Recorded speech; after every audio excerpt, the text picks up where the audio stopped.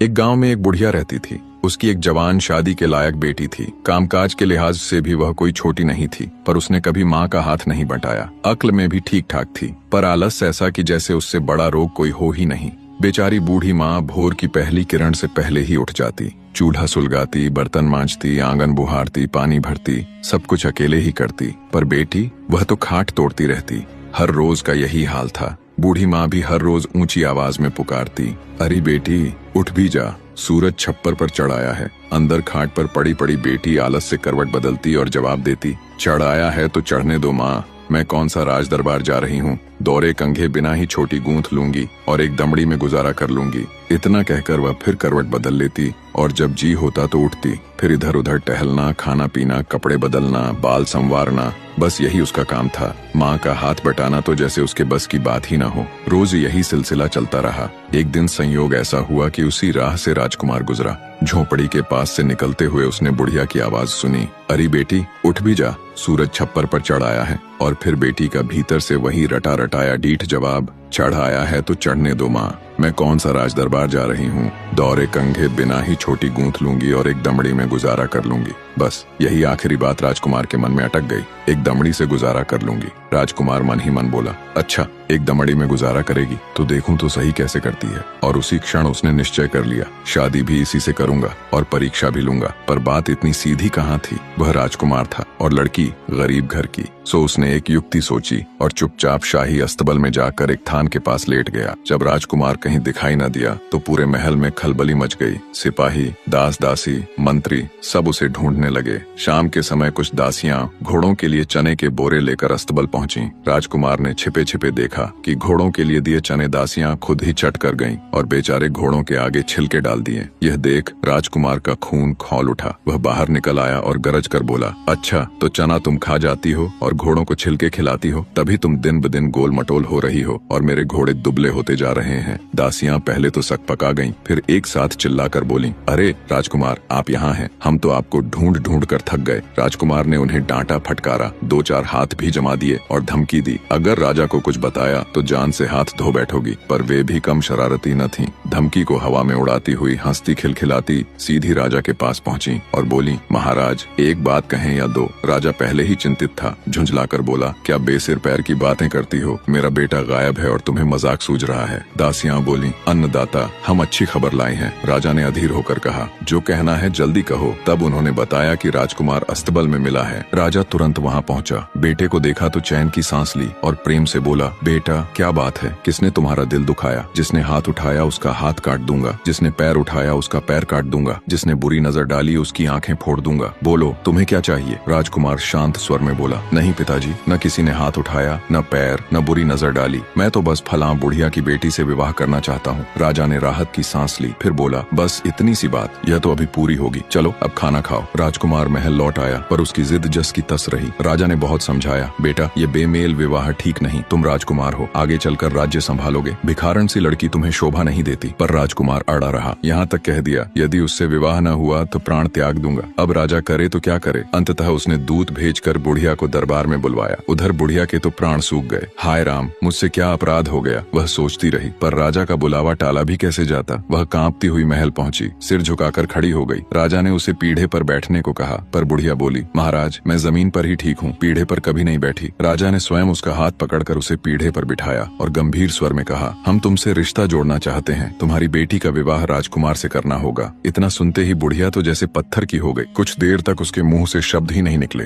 जैसे किसी ने कानों में गर्म सीसा उंडेल दिया हो। फिर बड़ी मुश्किल से बोली, अन्नदाता क्यों एक गरीब विधवा से मजाक कर रहे हो। कहाँ आप राजमहल वाले और कहाँ हम जैसे दरिद्र लोग, ये कैसे संभव है। राजा ने समझाते हुए कहा, यह मजाक नहीं है। राजकुमार ने साफ कह दिया है कि वह तुम्हारी बेटी के सिवा किसी से विवाह नहीं करेगा। अब बुढ़िया का माथा और घूम गया। वह मन ही मन सोचने लगी, मेरी आलसी बेटी, दिन चढ़े तक सोने वाली, उसमें ऐसा कौन सा गुण है। न हाँ कहते बनता ना। वह चुपचाप घर लौटी। आते ही गुदरी ओढ़कर खाट पर पड़ गई। बेटी ने देखा कि माँ दिन दहाड़े लेटी है। यह तो अनहोनी बात थी। वह पास आई और बोली, माँ तबीयत तो ठीक है। बुढ़िया झुंझला कर बोली, मेरा माथा मत खा, मुझे अकेला छोड़ दे। पर बेटी कहाँ मानने वाली थी, वह पीछे ही पड़ गई। बताओ भी बात क्या है। आखिर बुढ़िया को कहना ही पड़ा, महाराज ने बुलवाया था, तेरे लिए राजकुमार का रिश्ता मांगा है, समझ नहीं पड़ता क्या करूं। बस इतना सुनना था कि बेटी बेटी की खुशी का ठिकाना न रहा। उसने माँ को लगभग खींच कर उठाया और बोली, अभी जाओ माँ और हाँ कराओ। बेचारी घबराई हुई बुढ़िया फिर दरबार पहुंची और कांपते हुए सहमति दे आई। खबर मिलते ही राजकुमार फूला न समाया। फिर क्या था,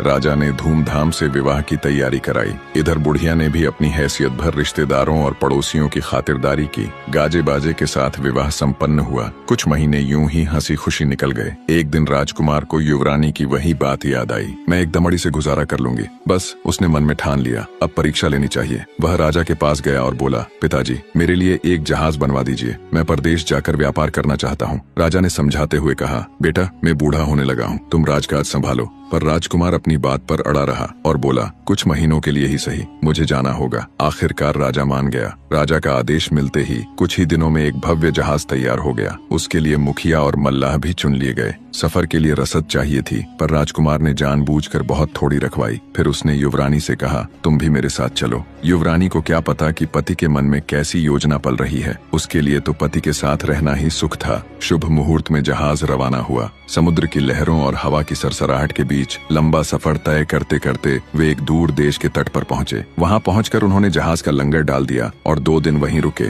जब जहाज का सारा रसद समाप्त हो गया, तब राजकुमार ने अपनी चाल चली। चुपचाप उसकी नजर बचाकर राजकुमार ने उसकी साड़ी के पल्लू में आधे पैसे का सिक्का बांध दिया, जिसकी कीमत 3 दमड़ी से अधिक न थी। फिर व्यापार के बहाने किनारे गया और जहाज का मुखिया व मल्लाह भी साथ ले गया। जहाज पर युवरानी अकेली रह गई। राजकुमार और उसके साथी जमीन के रास्ते राजधानी लौट गए। कुछ देर बाद युवरानी को भूख लगी। वह जहाज के कुठार में गई, पर वहाँ कुछ न मिला। पूरा जहाज छान मारा, कहीं खाने का एक दाना तक नहीं मिला। एक दिन और एक रात यूं ही भूखे निकल गया। अगले दिन वह चिंता में डूबी बैठी थी कि तभी उसे साड़ी के पल्लू में गांठ का आभास हुआ। खोलकर देखा तो आधे पैसे का सिक्का निकला। वह सोचने लगी, इससे क्या होगा। तभी उसने देखा एक बूढ़ा मछुआरा पास ही जाल डाल रहा है। युवरानी ने उसे आवाज दी, चाचा। मछुआरा चौंक गया। इतने बड़े जहाज से कोई चाचा कहकर पुकार रहा है, और वह भी एक स्त्री। यह सोचकर वह अपनी नाव चलाता हुआ धीरे धीरे जहाज के पास आ गया। युवरानी ने सिक्का उसकी ओर उछाला और विनती की, मेरे लिए कुछ भुने चने और चावल ले आओ। बूढ़ा मछुआरा मना न कर सका। वह किनारे गया और आधे पैसे के चने चावल लाकर दे गया।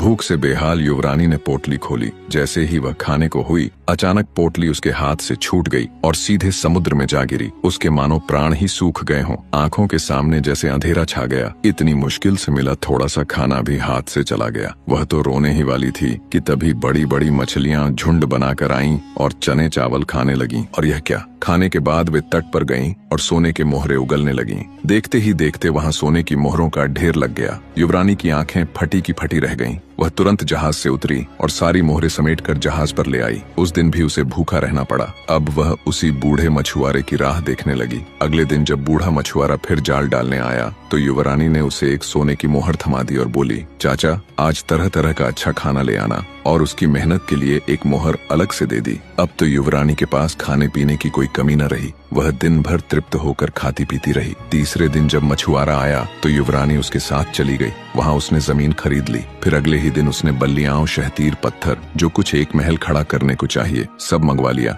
शुरुआत में बूढ़े मछुआरे ने उसके लिए एक झोपड़ी बनवा दी ताकि रहने का ठिकाना हो जाए। युवरानी ने स्त्रियों का वेश त्याग दिया और पुरुष भेष धारण कर लिया। अब वह झोपड़ी में रहती और निर्माण कार्य की देख रेख खुद करती। दिन बीतते गए, महीने गुजरते गए। एक भव्य महल आकार लेने लगा। उधर कुछ महीनों बाद राजकुमार के मन में विचार आया, चलकर देखूं तो सही आधे पैसे में युवरानी का क्या हाल हुआ। वह नया जहाज लेकर उसी तट पर पहुंचा, पर पुराने जहाज में न युवरानी मिली, न उसका कोई निशान। राजकुमार ने सोचा, बेचारी कहीं समुद्र में कूदकर मर तो नहीं गई होगी। यह सोचते सोचते उसकी नजर किनारे खड़े एक शानदार महल पर पड़ी। उसकी जिज्ञासा जाग उठी। उसने जहाज का लंगर डलवाया और वह मजदूर के वेश में काम मांगने पहुंच गया। बूढ़ा मछुआरा वहीं रहता था और निर्माण में हाथ बंटाता था। वह उसे लेकर मालिक के पास गया, जो और कोई नहीं, पुरुष भेष में स्वयं युवरानी थी। राजकुमार उसे पहचान न सका, पर युवरानी ने उसे देखते ही पहचान लिया। फिर भी उसने अनजान बनकर व्यवहार किया और उसे काम पर रख लिया। उसका मन न माना कि पति से भारी काम करवाए, सो उसे इमारत की निगरानी का जिम्मा सौंप दिया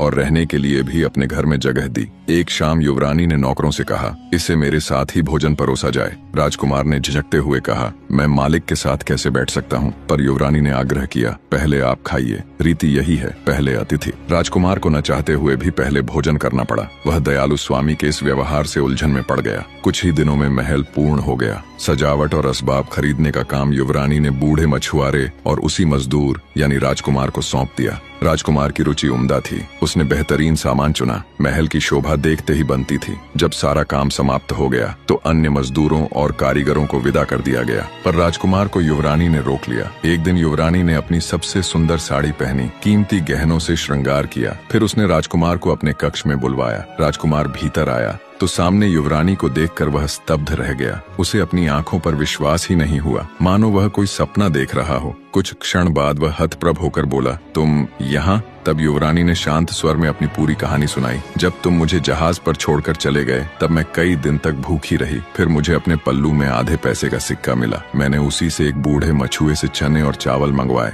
पर वह पोटली भी समुद्र में गिर गई। तभी बड़ी बड़ी मछलियां आईं। उन्होंने चने चावल खा लिए और बाद में किनारे पर आकर सोने की मोहरें उगल दी। उन्हीं मोहरों से मैंने यह महल बनवाया है। राजकुमार चुपचाप सब सुनता रहा। अब राजकुमार की बारी थी। वह स्वीकार करते हुए बोला, मैंने ही तुम्हारी परीक्षा ली थी। उस दिन तुम्हारे पल्लू में सिक्का बांधा था। देखना चाहता था कि तुम सचमुच एक दमड़ी में गुजारा कर सकती हो या नहीं। फिर मुस्कुराकर बोला, तुमने साबित कर दिया। डोरे कंघी के बिना भी छोटी गूंथ सकती हो और एक दमड़ी में भी संसार बसा सकती हो। दोनों ने वह महल बेच दिया और मोहरों को साथ लेकर अपने देश लौट आए। वहाँ उन्होंने जीवन भर सुख और सम्मान के साथ समय बिताया। इस प्रकार युवरानी ने भी अपनी कही बात सच करके दिखा दी।